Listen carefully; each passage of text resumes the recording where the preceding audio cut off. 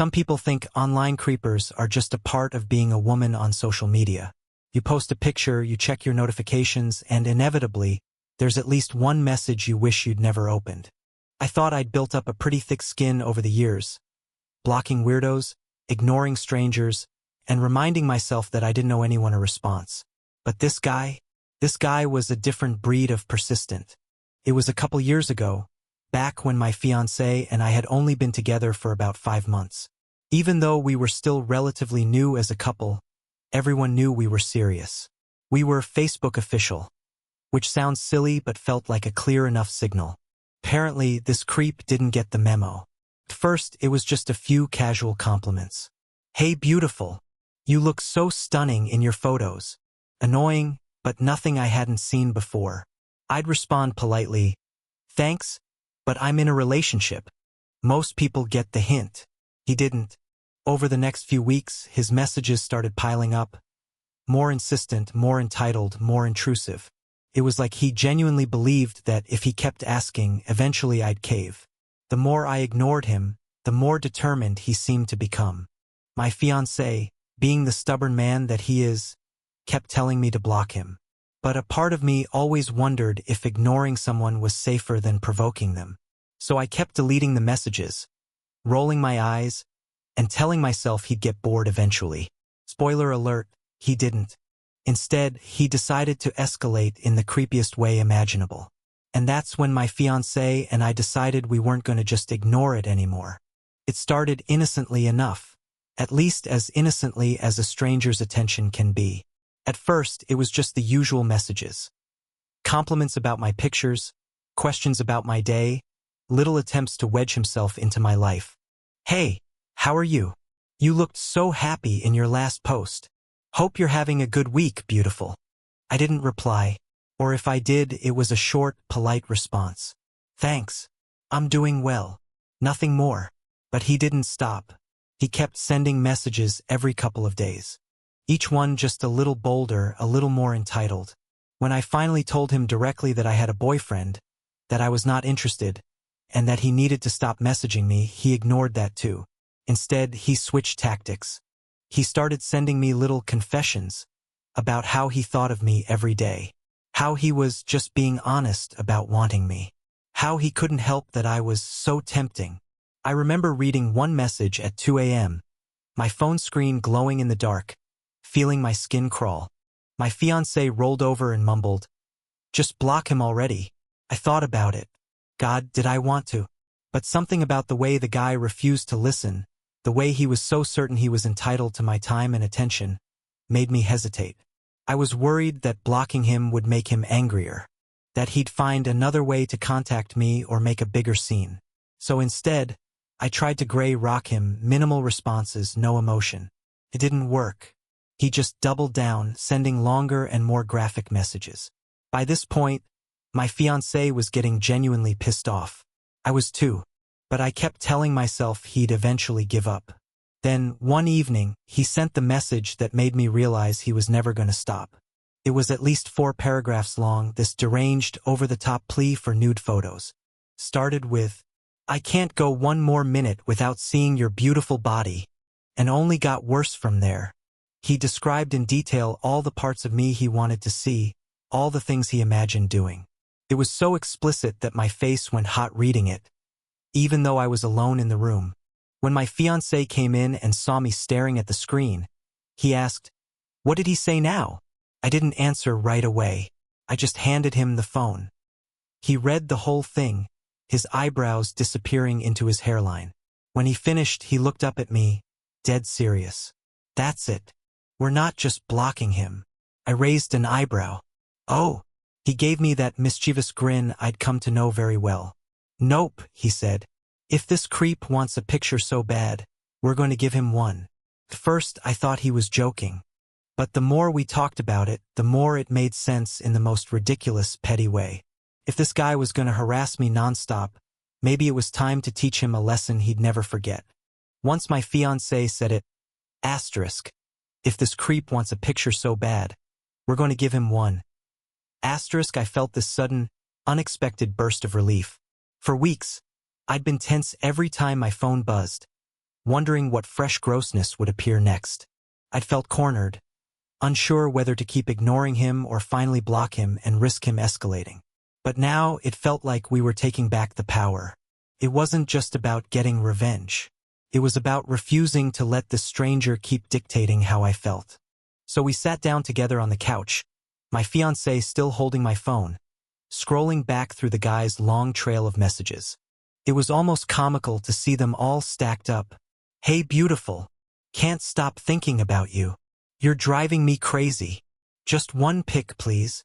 And then finally, that last cringe-inducing manifesto about wanting to see the places your clothing gets to hide. I remember laughing out loud. It was such a pathetic plea, so absurdly overblown, that it felt like something out of a bad romance novel. My fiancé looked at me with this glint in his eye. "We could just block him," he said, pretending to consider it. I shook my head. "Nope," I said. "If he wants a show, he's getting one." That's when we started brainstorming exactly how to do it.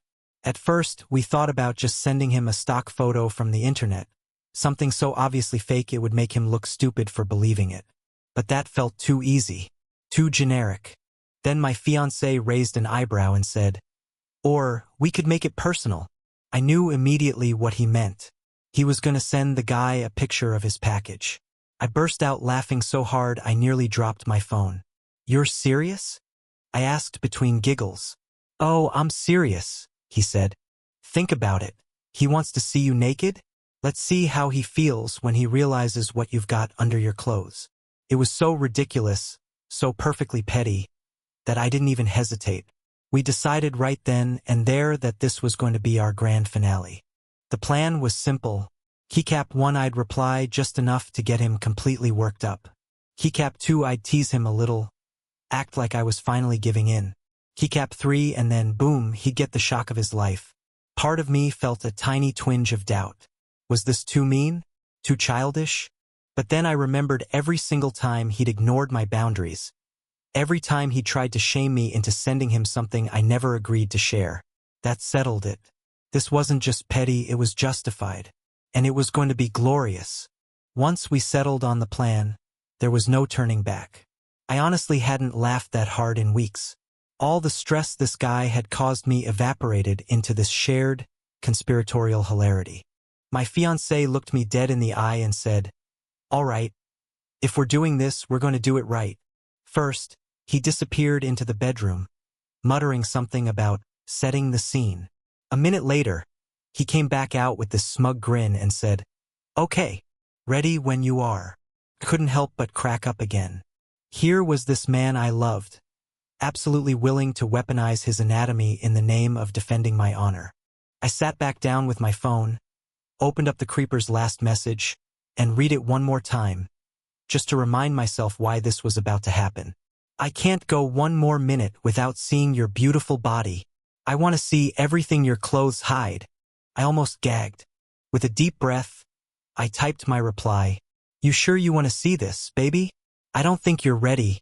Face-savoring food. I hit send and watched the little scene notification pop up immediately. Within seconds, his replies started flooding in. "Yeah, baby, I'm ready. Come on, please don't tease me. I've been waiting so long to see you naked." I looked over at my fiancé, who was standing by the couch looking like he was about to start giggling himself. "All right," I said. "Showtime." He picked up his phone because obviously there was no way we were taking this photo on mine, and got everything ahem prepared. I will say this, my man does not lack in the confidence department, and let's just say he was committed to the bit. He made sure the angle was perfect, nothing obscene, but enough to make it very, very clear this was not my body. When he was satisfied with the shot, he handed me the phone. "Your move," he said. I emailed the picture to myself, downloaded it to my phone, and took one last look at it. Yup, that would do nicely. I flipped back to the chat window, where the creep was still sending desperate messages. "Baby, hello? You there?" I grinned. Then I attached the photo. For good measure, I typed, "You sure you can handle me?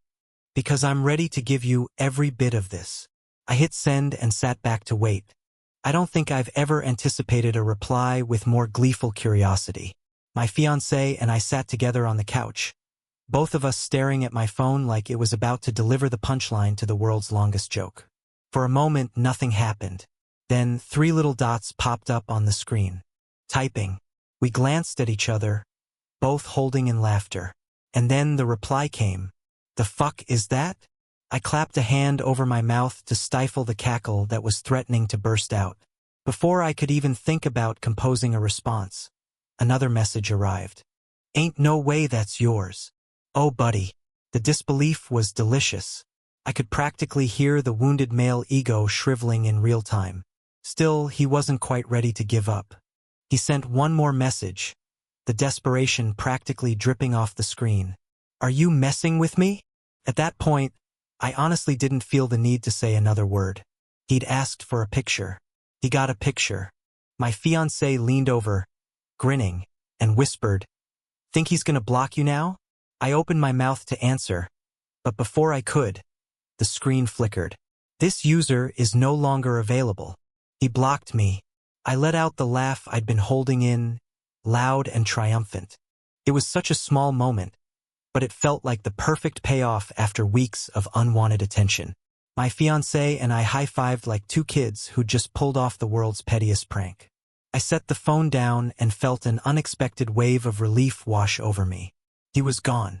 No more messages. No more demands. No more pretending he deserved my time. Just blissful silence. Over the next few days, I kept waiting for some kind of backlash. Maybe a fake profile popping up to send more harassment, or an email ranting about how cruel I was. But nothing ever came. He vanished as quickly as he'd appeared. And it struck me how typical that was. He'd been relentless when he thought he had power over me, but the second he felt humiliated, he evaporated. My fiancé was smug about it for weeks. Every time I brought it up, he'd smirk and say, "See?